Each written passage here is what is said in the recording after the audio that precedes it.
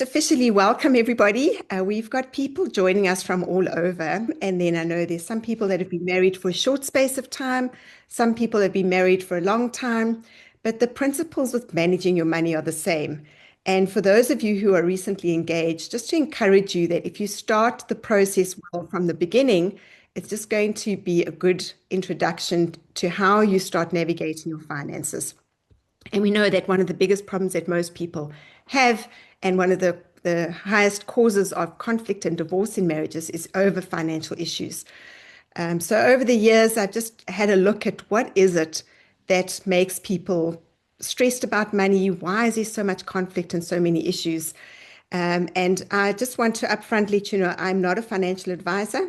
I'm not here to sell you any products or to promote anything particular in the financial field. But I have been working with people on a personal level on a volunteer basis for over 25 years just to help with finances because it's been so rewarding to see people putting a few simple things into practice and how it can impact your life going down the line.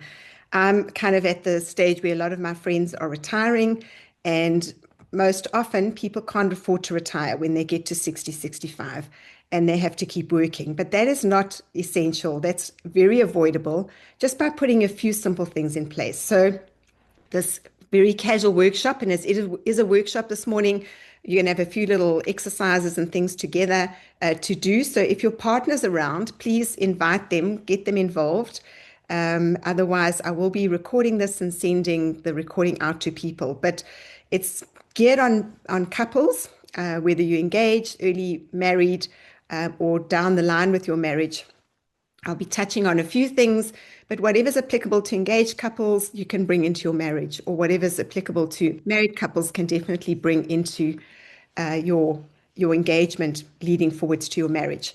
For those engaged couples, I have given you a link to a little toolkit that I've put together called Your Money, the Love and Money Toolkit, and it deals with a lot of aspects that will help you with your wedding planning, things that will avoid you going into debt because we know that your wedding is one day, but your marriage is for a lifetime. So you don't want to start that relationship off with regrets about spending too much on that one day.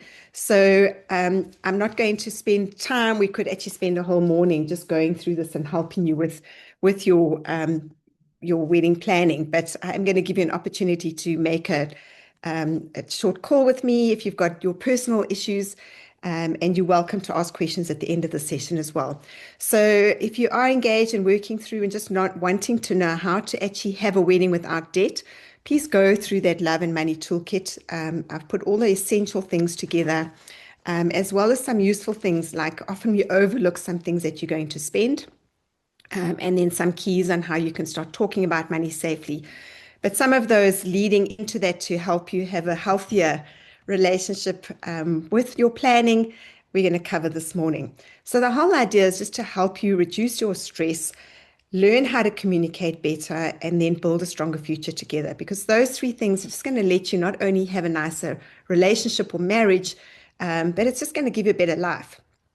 And what we learn and apply to our lives is what our children are going to learn down the line. So if you're newly married and you don't have children yet, it's hard to imagine that, but it's amazing how much our children pick up from us, and we want to be able to model that as well.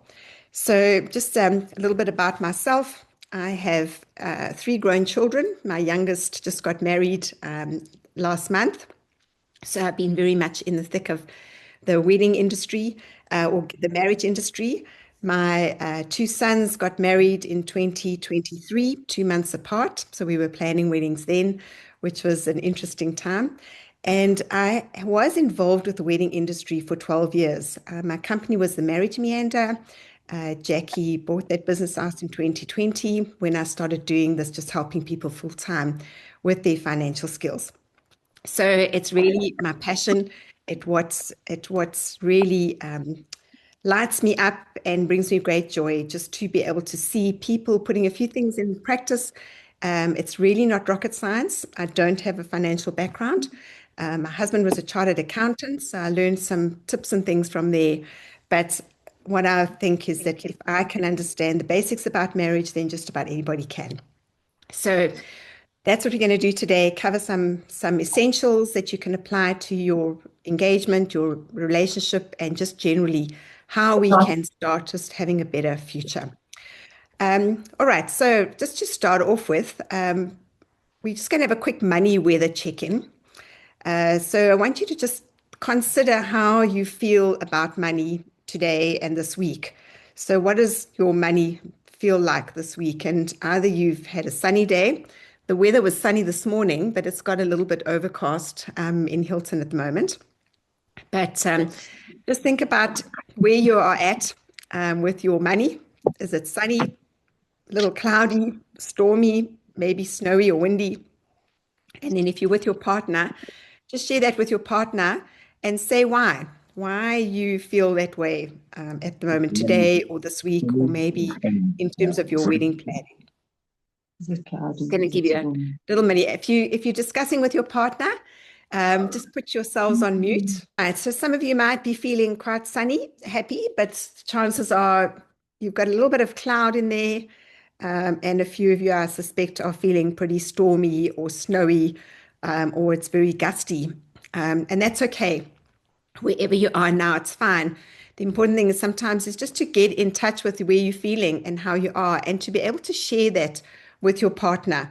Because I think that one of the biggest problems we'll look at a little bit later is that we don't open up, especially when it comes to money. So what I'm hoping today is to give you some hope so that we all leave this morning feeling a little bit more sunny, that there is a way forward and there are some tools that we can use to actually make our financial future a bit better. And one of the reasons why I love running these workshops is that I actually lost my husband at the end of 2018.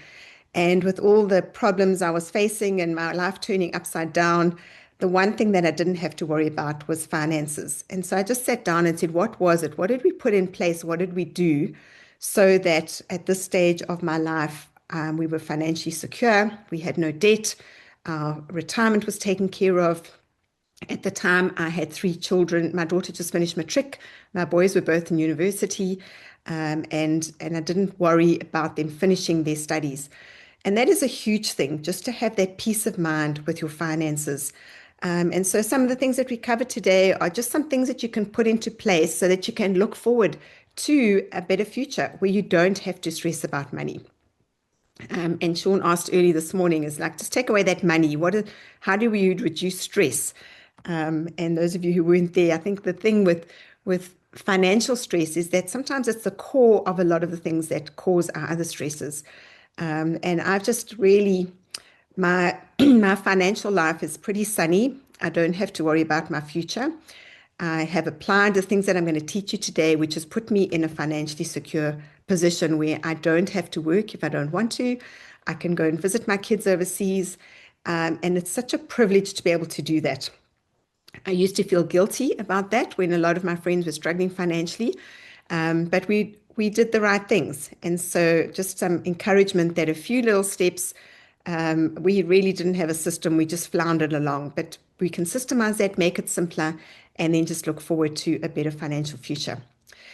All right. So if you're sitting down one day and you're just really stressed about money and you turn to your partner and say, we need to talk about money. Those are not very helpful words. In fact, they're probably the six most distressing words that you can say, because money should become a part of your conversations. You should be able to relate and discuss and talk freely about them.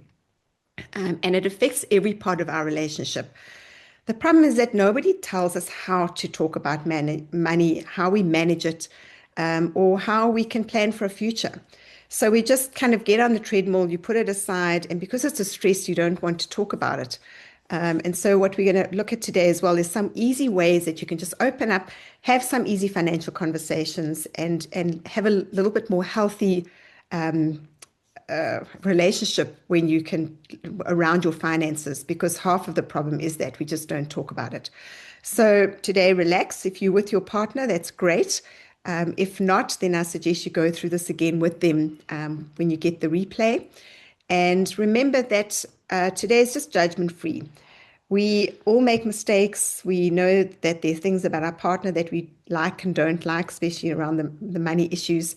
But we're not going to judge. We're just going to learn how to discuss things so that we can become positive about that. Um, Also, I just encourage you to try and be honest with yourself and honest with other people. I found that when I was trying to get on top and get to the core of what am I stressing about, sometimes we just cover up the real underlying things. So just try to be open and honest, and it's going to be much more productive from there. Okay, so there are a lot of things that people say cause stress about money. And if you've got a little bit of tension at the moment in your own life or your personal relationship with money or your relationship with your partner, what is causing that stress? Just think about that for a minute. These are the things that people say cause most stress. Firstly, overspending. And very common in a relationship, you'll get a spender and a saver. And so we get a bit tense when our partner is spending and we're trying to save. But often overspending and spending on the unnecessary things causes a lot of tension. Debt, we get ourselves into debt. One of the worst debts we can have is credit card debt. The banks are not very helpful because they encourage us to go into debt and to use our credit cards. So debt, we end up with that. We end up paying a lot more for something than it cost. And it's very difficult once you get into that downward spiral of overspending, getting into debt to get out of it. But we'll have a look at a few things that you can do just to pay off your debt and get out of that debt more quickly. But that often causes a lot of stress. So just to encourage you, if you are sitting with debt at the moment, just write a note down that that's the one thing that you need to get out of. Some things are good debt. If you've got a home and you've got a home loan, you've got equity in your house, and very few people can buy a house for cash. But that debt is, as long as you've got a plan to pay it off and you're not paying more for your house than you can afford, then that's okay. Even car debt, I would say, is not good. There are ways of buying a car without going into debt, but it causes more stress than it needs to. All right, in a relationship, also, people say that different priorities, like I mentioned, one's a saver, one's a spender. You might also come up from different backgrounds. You've got different upbringings, and from that you get core beliefs around money. And we don't realize that until you sit down with your partner and realize actually we don't have the same priorities or the same values around our finances. So that causes a lot of stress as well. There's nothing wrong with having different backgrounds or coming from different value systems, as long as you get to understand what your money personalities are and how to manage that as a team. Lack of communication is one of the biggest issues. We just don't talk about it. I'm a conflict avoidant person. So if it's going to cause conflict, I tend to just leave it alone. But there are ways that we can communicate positively and in a good way around our finances. All right, one of the biggest problems people say is that there's not enough money. They don't have enough money to pay all their expenses and things. But strangely enough, having not enough money is not really the main problem, and we'll have a look at that. But there are ways of looking at that. You've got income and you've got expenses. And if you know that you don't have enough money, you can either increase your income or decrease your expenses so that you do have enough. And we'll touch on that a little bit more. But that definitely causes stress when you don't have enough you've got more month at the end of your money. Those of you who are planning a wedding, a lot of the couples I met just were stressed out about how much the wedding is going to cost. And also our living costs. We have a lifestyle creep. When you get an increase, you upgrade your lifestyle or your car or another house. And so we start living beyond our means. And that's a month-to-month stress that causes us. But all of those things are avoidable. Okay, funnily enough, we all make the same mistakes. And the three biggest mistakes that couples make around money, first of all, is avoiding money conversations. And that's why we're starting this little conversation here, because we can learn how to talk more openly and in a healthy way. I grew up with parents who never talked about money. I had no idea what our family financial situation was. And so it wasn't a common thing to talk. And if there were issues or problems, we never knew about it. I often felt that we couldn't afford things. That's what my parents told us. We can't afford that. We can't afford that. They're sacrificing a lot to send us to good schools. So I always felt guilty. And so there were very few conversations around money. So I think learning how to talk positively around money is one of the best things that we can do to open up your relationship. Another very common mistake is not having a shared financial plan. You come into your marriage or your relationship um, having your own ideas about what you want for your future, but without having a plan how to get there, or having two different tracks of your planning future going in different directions. So having a shared financial plan, but also the tools of how you can get there. Because it's not just say, okay, we want to retire at 50 so we can travel the world is a great plan, but or a great idea or goal, but you need to have something in place to be able to get there. So sitting down, having common goals, and working out a plan is also very key, and something that couples don't tend to do very often. And then overspending. We are pulled in all directions to live up to the Joneses, to drive better cars, to go on better holidays, to eat at better restaurants. And so with the wedding, it's a typical thing where couples will overspend because of the expectations, either of your family and friends or because of the weddings you've been to. So you get pulled into this need to have this huge, beautiful, big wedding where it's not really what you might want. So those engaged couples just sit down and have some real conversations about what do we want our wedding to look like. And with your lifestyle, your lifestyle, you might want to upgrade your lifestyle, but you don't have the finances for that. So if it's really important for you to maybe own a yacht so that you can go sailing, then have a plan how you can get to that lifestyle rather than going into debt to finance that lifestyle when you really can't afford it. And often when we do overspend, it's not for our own good, and it's not because of the values that we appreciate. It's because of other people. We want to impress other people. So just keep that in mind and sit down and have some conversations with your partner when you've got some time about what are we actually spending on, and is that where our values lie? Okay, so those are the three most common things. And again, those are all avoidable. It's easy to open up and start talking about money, and yeah, to just carry forward with that. All right, maybe just write in the chat what is your biggest stress? Sorry, I went just go back to here.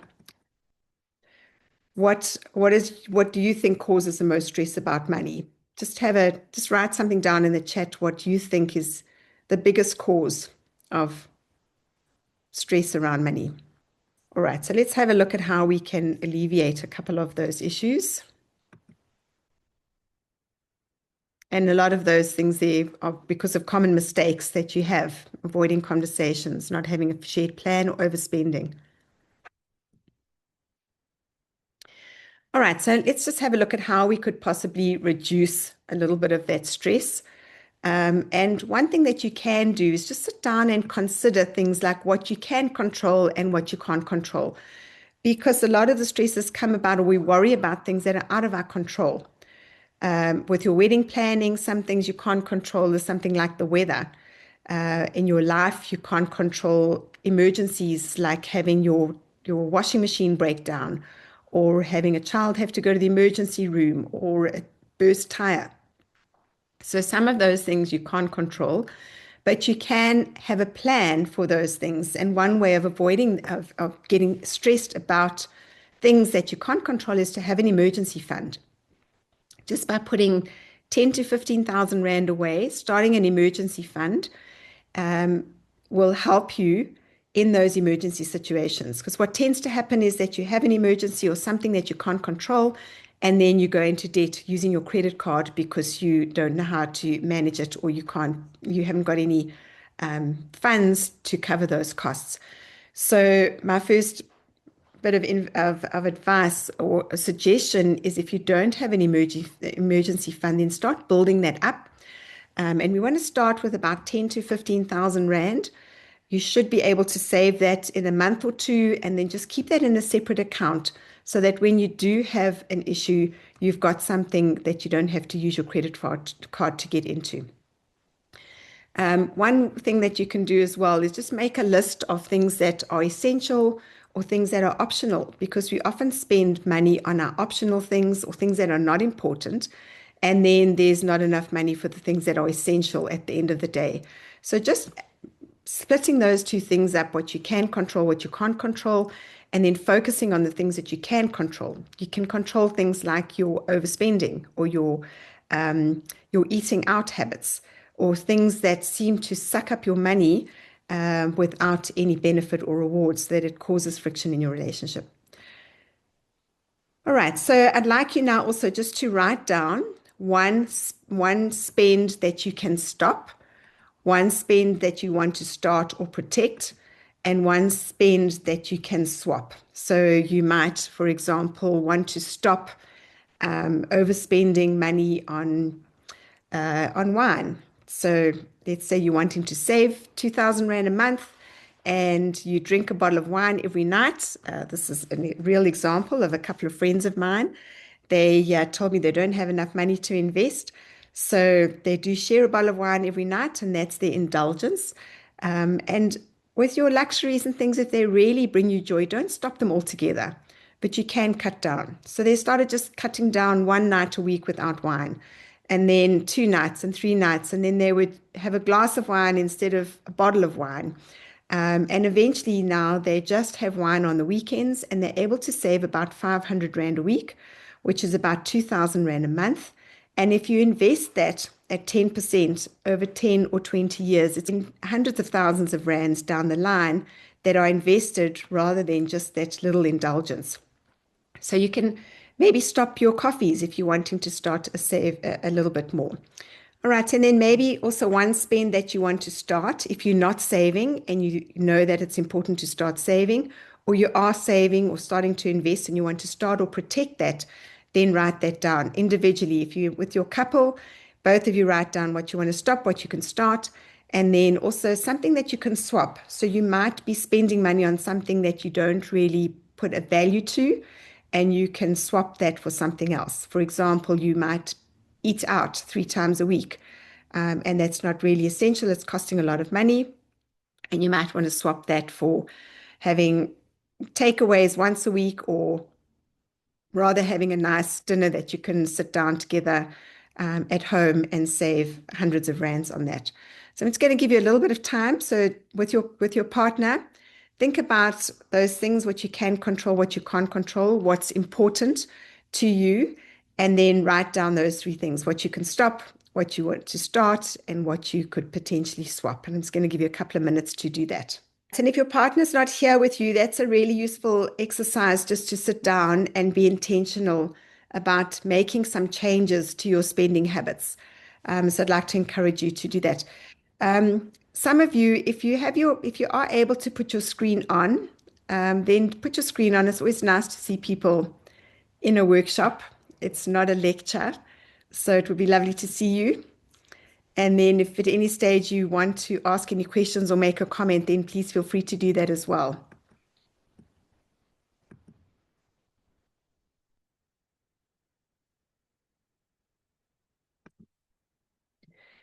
All right, and just by doing those few things, it's going to reduce and just a lot of your money stresses and help you with your conversations going forwards. All right, and you're welcome to add some more things into the chat if you've got any comments or suggestions or things that we might all benefit from as well. All right, and then we did mention that one of the issues is that we don't talk, because often when we talk about money, it causes friction. And we get defensive, and it's often a case of, well, you're spending too much, or you're not saving, or you're not doing the budget, or it's very, we throw things at each other instead of trying to understand where we're at. So when we have money conversations, then we need to sit down and try and understand where that other person's coming from, and then try and figure out how we can work around it. Some things we can change, and some things are really difficult for us to change. And we find that money fights are really about money. Very often, it's more because of fear or insecurity. Often, a woman who doesn't know what the financial situation is in the relationship will be scared about not, what the future holds or where they are standing if there's no openness about your finances. Often, your upbringing causes you to respond differently to your partner. There might be various expectations in your relationship about who earns and who works and how you do it and how you work it. And then we've spoken already about values. And often you get someone in the relationship who likes to control the finances. I was very happy for my CA husband to be in control of our finances until one day I was feeding our first child, a 3-month-old baby, and he was away on business in the middle of the night, and the power went out. And I just thought we had a power failure, but it was out the next day and the next day. And eventually he was actually in Tanzania. So when I could get hold of him and told him the power's been out, we figured out that he had not paid the electricity bills. So they just switched off our power. So it was great for him to be in control until we had no power. And I must admit, I lost it. I threw my toys out the cot, as they say. And after that, he said, "Fine, you can pay the finances." And so I learned to um, manage the household utility bills a little bit more. But it's good for you to be open. If you're happy for somebody else to take over and control the finances, that's fine. But you don't want to be in a situation where the other person doesn't have any say and it's an unhealthy control. Just because you have different values or different upbringing, it doesn't mean it's wrong. As I mentioned before, your saver and your spender, there's nothing wrong with the spender wanting to spend, and there's nothing wrong with the saver wanting to save. But if you are in conflict about that, you need to have some conversations and learn how to actually manage that and understand other's values, and then have some tools in place where it doesn't become an ongoing fight all the time. We're going to do another little exercise now. If you're on your own, you're just going to have to imagine your partner there. If your partner's with you, then what we're going to do is just spend 90 seconds starting off this question. So the ladies will start first, and you're going to finish the sentence. One money conversation I wish felt easier is. All right, and share that with your partner. And then after 90 seconds, we're going to switch roles. So then your partner will say, one money conversation I wish felt easier is. All right, the person listening, the only rule is that you have to listen. You can't defend, you can't cut in, you can't fix it. So just listen to what your partner has to say. And then once you've listened to that, relay what you've heard her say. All right, so she's going to tell you one money conversation I wish felt easier is. You're going to listen for a few seconds and then relay what she said. All right, so with your partner, think that. If you're on your own, then just maybe write it down.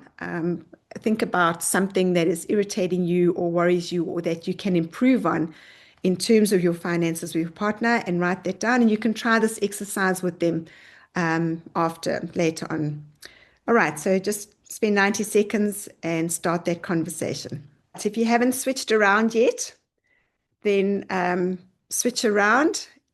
Let your partner, so the guys now have that one money conversation I wish felt easier. Share that with your partner.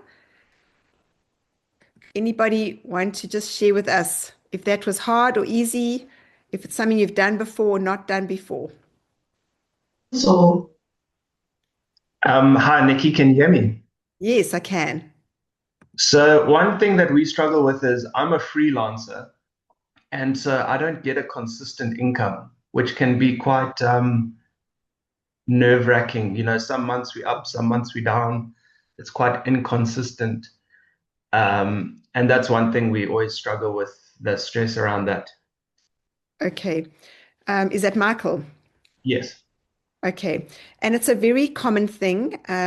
Just to give you a little bit of a guideline of how you can start navigating that space is that take your income that you've earned over the last 12 months. If you've been freelancing for 6 months, take it over 6 months, and then just take the average of that income. And then you need to say, okay, this is what we can expect to get. Let's allocate it to firstly, you've got some essential spending. You've always got your accommodation, your utilities, your transport, and food. Those are things that you can, your food definitely you can sort of, it's variable, but the others, that you've got those expenses. So you need to know that you're earning enough to cover your immediate expenses that you can't change. Um, and then on the good months, you need to put that extra finances aside so that you've got some buffer for the bad months. It's a problem that most entrepreneurs have, and it's going to take a little bit longer to work that out. But the starting point is to know what your main expenses are so that you know you've got an idea of how much money you need to come in every month. And then budgeting is not always an easy thing, but especially if you don't have a regular income, it's important to know where your money's going. I hated budgeting, but I think when you understand that budgeting is not limiting your finances, it's telling your money where to go. And you need to be more in control of that if you've got an inconsistent income. And that's just a starting point to say, how can we navigate this forward? So you need to keep that buffer when you've got good months. And because you are a freelancer, you also have the potential to earn more. You probably know that you can do some things to earn some more income. And realistically, we spend 80% of our time to get 20% of the income. So if you focus on what moves the needle and spend 80% or 20% of your time on what brings in 80% of your income, then you're more effective with what you do. So you might think, I can't control my spending, but as a freelancer, there are definitely ways that you can go out and do the right things to get more income. Um, and if it is something that stresses you out and stresses your partner out, then, I know an entrepreneur and someone that wants to go out and do their own thing, it's fine. You need to discuss it and be on the same page in alignment with that. But if you find that you're going more and more into debt, then maybe you need to find some consistent income for a short space of time. But Michael, I'm happy to chat with you after that and just, navigate some of that space because it is a very real problem with entrepreneurs or people that don't have a consistent income. The key thing here is to start talking about it with your partner. And maybe your partner's able to get a regular income, so at least you've got one income coming in. But be open and honest about it. Make it something that brings you together as you work towards it rather than something that splits up. Thank you for sharing that. Anything else? All right, we're going to move on. It's a useful little thing because we often have these things in our back of our mind that we wish our partner did or didn't do, and we never come out. So that's just something easy. But remember, when you're on the receiving side, to listen, not to fix and not to get defensive. Hear where your partner's coming from and come from a positive point rather than trying to make it an issue that doesn't get solved. All right. So then another thing that I've found with individuals and couples is that people don't really have a system. So you get married and you've been navigating your finances, and now suddenly you've got another partner in the fix. And so it doesn't have to be a very complicated thing, but just to outline something that will take away a lot of stress for those engaged couples or those that are married that just think, how do we put this all together? And I think that there's a lot of research shows that when you join together, you need to share your expenses. There is a much higher rate of divorce and much more conflict when you have his and hers. So I know many couples, he will pay for the home loan and she will pay for the groceries, or they split the responsibilities of the expenses. That becomes a problem when suddenly she gets ill or he gets ill and can't work, or you find that your partner's overspending on their aspect and not helping with other things, or lots and lots of issues come in with this. So consider having shared expenses. When you get married, you become one. You are joined. You share your life, you share your bed, you share your children. You should be sharing your expenses as well. And so, healthier way of going forward is to saying it's our money. It's not his money and her money. It's our money.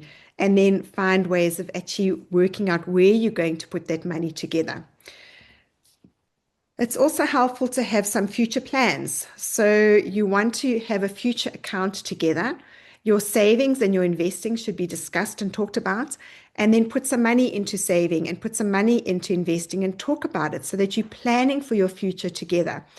There are simple ways of working out how much is enough, how much do we need for retirement. I'm not going to go into that detail here, but don't get stuck with thinking, oh, we're never going to have enough and not knowing how much that is. You can work that out, and there is a way of working out how much you need to put aside so that you can have the lifestyle that you want down the line. And if you're only just getting married now, you're engaged, I know your focus is on the wedding, on that one day. But please just keep in mind that you're wanting to start plan for your future as well, so that you don't stress about it going into your retirement.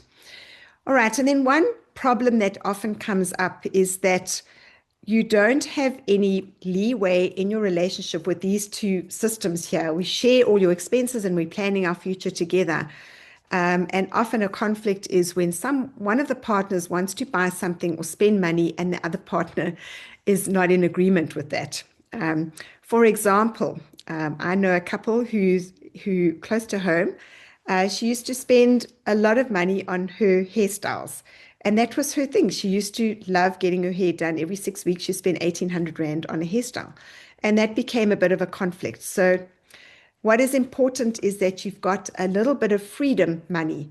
And as a couple, decide what that is. If you don't have a lot of income and you don't have a lot of buffer in your end of the month spending, make it a small amount, whether it's 100 Rand or 200 Rand, or decide together how much it is. If you've got a little bit more buffer in your finances, maybe it's 1,000 or 2,000 Rand. And then say, okay, that's your money, and you're free to spend that as you want without judgment. So if you want to go on a weekend with the boys and you want to get your hair done, then there's no conflict about that. As long as you're in agreement about how much you spend, and then obviously some guidelines or guardrails around that, so it's not going to cause more conflict than it needs to. But you need to have a little bit of freedom to go and spend some money without guilt. And that's just a guideline about how you can start managing your finances. I often get asked, do we have my account, her account? How do you manage that? I'm not against having separate accounts because it gives you then autonomy. And if your partner passes away or something, you still have access to finances. But the whole mindset should be, this is our life together. It's our shared expenses. How are we going to manage this income that we jointly get together to have the lifestyle that we want? All right. And then something that is very, very helpful, it's not as scary as it sounds, is to have a monthly money date.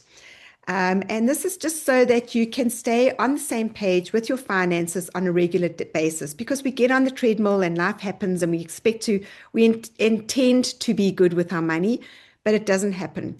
So in your diaries, put at the end of the month or whenever you want it, a less stressful time, a money date, and sit down with a nice meal, open a good bottle of wine if that's what you like to do, or go out to a restaurant or somewhere where you love going if you can afford it, if it's in your budget, and then just allocate that evening in a relaxed, calm environment where you can just talk about some money things on a regular basis so that you can just basically check in with each other.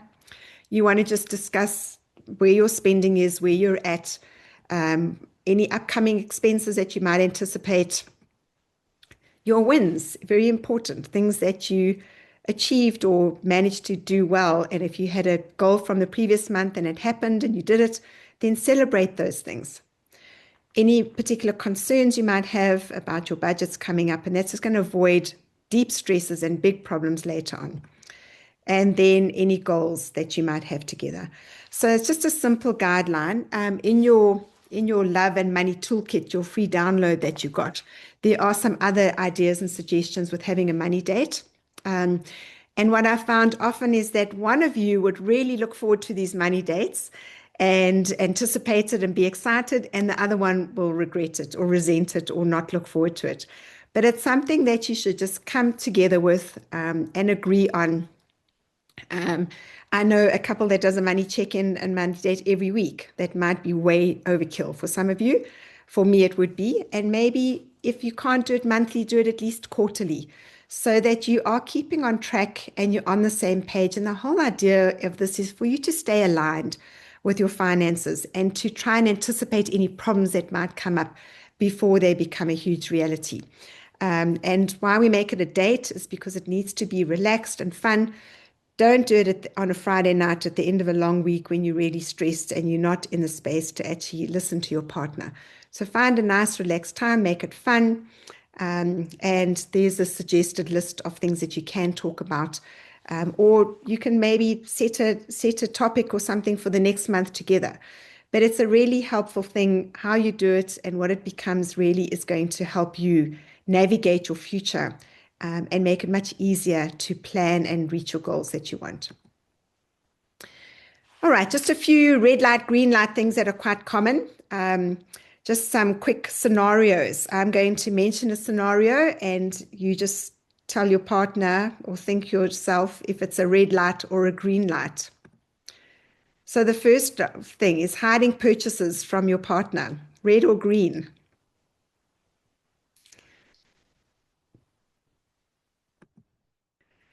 Buying on credit, just this once. Might be a special thing that you want to, or you want to surprise your partner even, but just once. Is that red or green?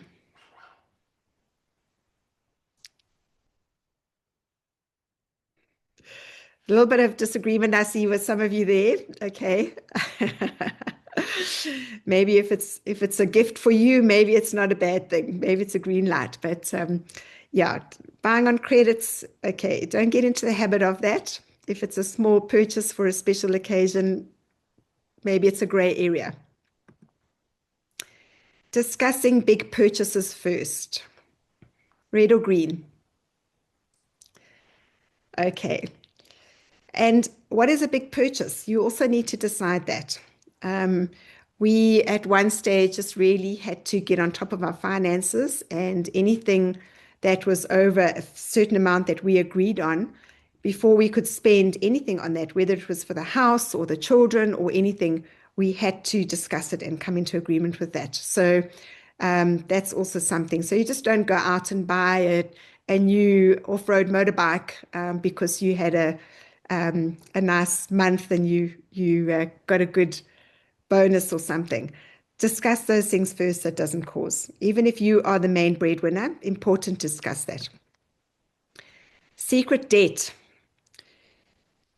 I'm very alarmed that a lot of people get married and only find out about your partner's debt after the case. And what is debt?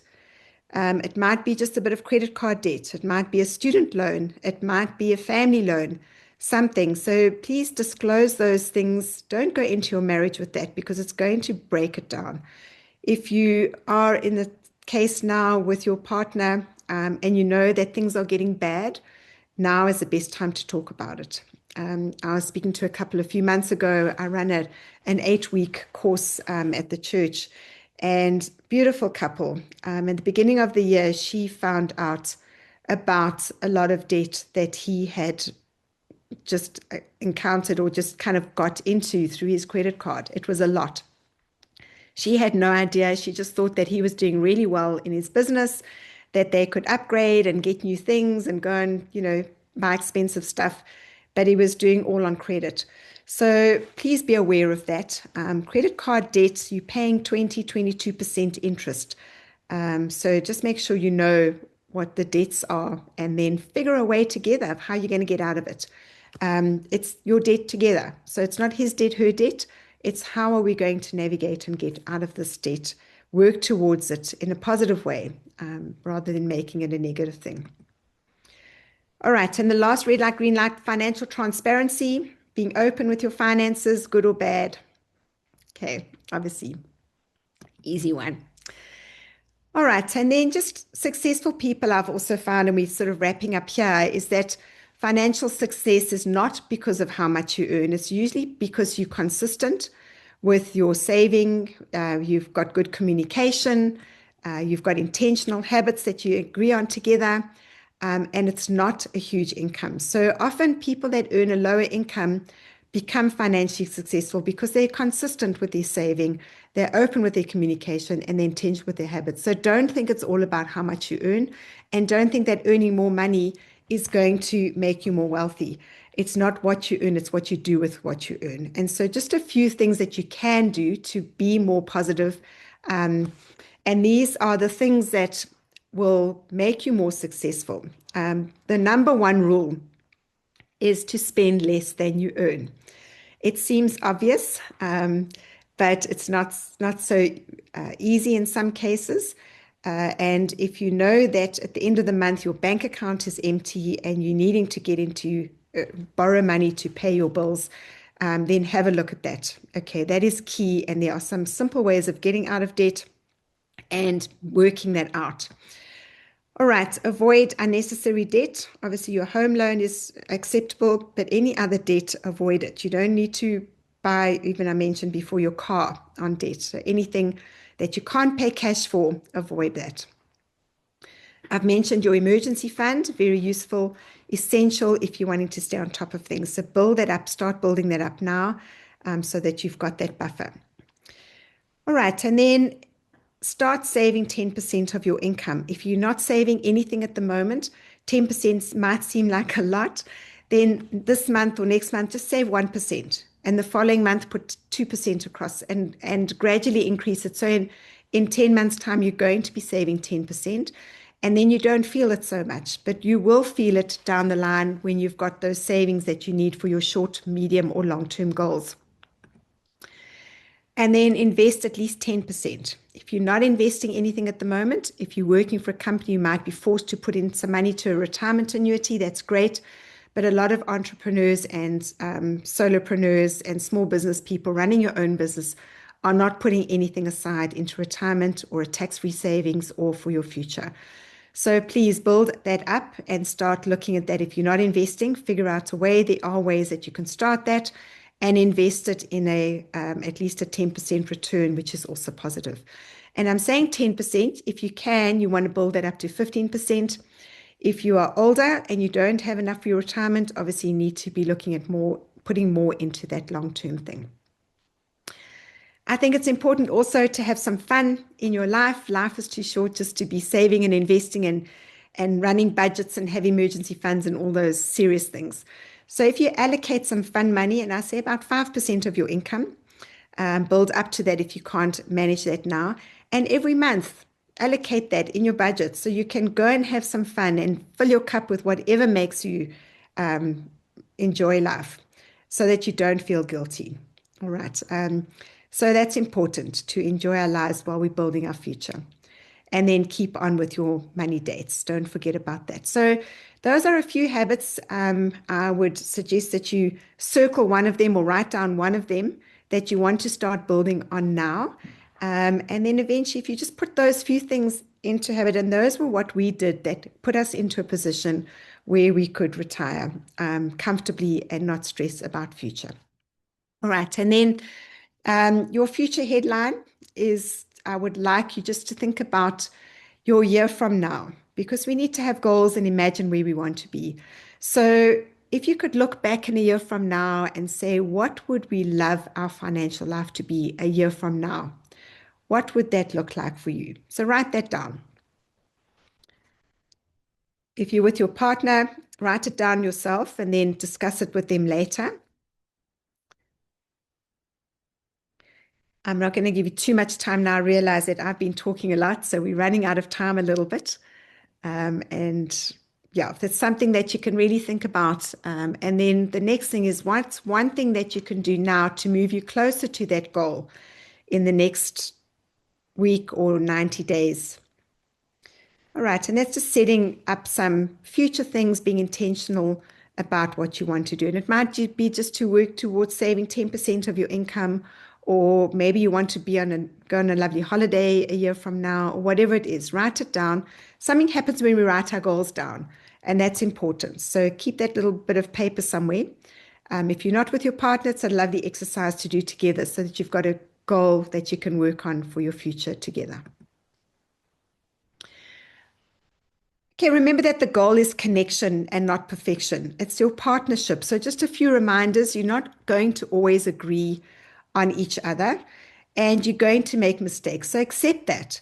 What is important is that you can communicate in a healthy way. And I hope just a few of the things that we've given now will open up those ways of communicating. Just realizing the importance of being able to talk about them freely is important. And then working together and being on the same page or being aligned will change everything. If you're stressing about money, working together with a partner is going to be much easier to get over that. All right. And then just in conclusion, what are some of the things that we've talked about? How to have a happier life. So the main thing is avoid emotional overspending.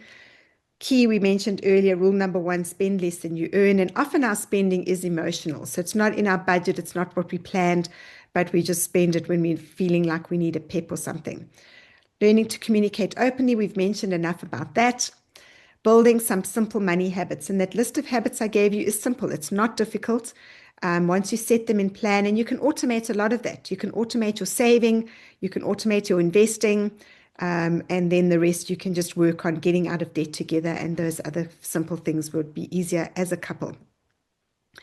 Focusing on your future, or I like to be in the now and live in the present and don't ignore the future, but you do need to have some plans and goals so that when you get to your retirement, you are not going to stress about it. And then we've mentioned the importance of being in alignment and working as a team. And so those are just a few keys that we've covered today so that will help you. I hope it's been encouraging. There are some things that might be difficult to talk about or some things that might be difficult to get on top of. And if you're wanting some more support or you're wanting some more help, don't do it alone. There's a lot of help that's available. I do run some couples retreats. It's a 2-day workshop where we go away in a beautiful environment, lovely food, like-minded people, and we spend a weekend just working on your alignment, working on your future system, working on how you can have a better future plan together. And that's important to do. If you're not sure if it's going to be useful for you, then you can hop on a call. I'm going to send you an email with the link. Or if you, as a couple, have some stresses and things that we can't answer today, I'm happy just to spend some time with you. If you're in Hilton, my passion is really to help people with finances. I'm very happy to have a coffee with you. I'm not going to charge you an hourly fee, but would love to help you just go the next step so you don't get stuck with your finances. So there's a email that'll come out where you can book a call, but feel free to contact me if you want some more help with just something you're stuck with. For our next financial retreat, it's going to probably be at Hilton Bush Lodge on the 1st and 2nd of August. It is a week-long, life-changing weekend. Couples that have been on it have just said it has changed not only their finances, but their relationship and their marriage, and that's the whole idea. I want to make it affordable for people. So for the first 3 couples that book from the link that I send you, I'm going to offer you 2,000 Rand off. But I also don't want money to be a hurdle for you to trying to fix your finances in your relationship. So if anybody really thinks it'll help and you can't afford it, please talk to me and we can see what we can do to make that happen. All right. And then I also have a money back guarantee. So I like to make sure that people get their money back. On the workshop, you'll learn how to pay for your finance retreats in the first 3 months after you've put your money in order. So I don't want you to get into debt about putting your money in order, but I also offer money back guarantees, so it's easy for you to do.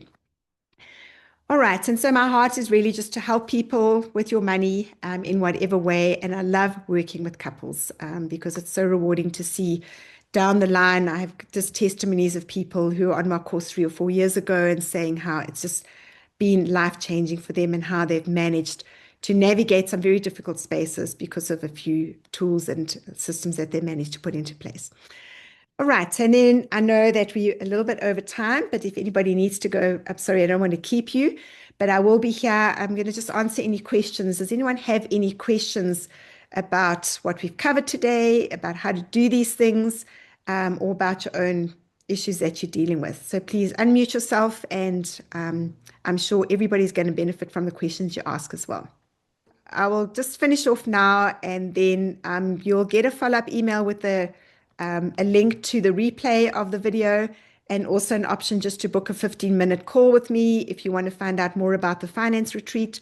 There is information on the website, but please, if you're having issues with some certain things, whether it's planning your wedding or in your relationship or questions that you might have, please feel free to just hop on a call or to contact me for a coffee. I'd like to finish off with this lovely quote. The difference between successful people and unsuccessful people is that successful people do the things that unsuccessful people don't want to do. And sometimes it's not easy to do the things that we need to do. But once we put them in motion and we're intentional about getting on top of our finances and being in control of our money rather than money controlling us, it does give you so much more peace of mind. And the whole thing is we want to enjoy our lives. So I do believe that by managing your money, you will have a better life together as a couple. And planning for your future is not a difficult thing. It actually is very empowering. And so my whole idea today was just to give you some tips and tools to start you on that journey, mainly to start having healthy conversations and realizing that there are a few things that you can put into place to have a better future and to just enjoy your time together rather than having sleepless nights about money. And so thank you everyone for joining us today. If you're wanting to know about my workshops, there is an investing workshop coming on the 27th of June where I'll show you how to start investing, and then the couples finance retreat on the 1st and the 2nd. And then I will be here for a little bit longer if you have any more questions for me. But I know that it's a Saturday. Thank you for giving up your time to learn about your money. I hope it's been valuable, and I wish you all the best in your wedding planning or your future financial life together. Thanks, everybody.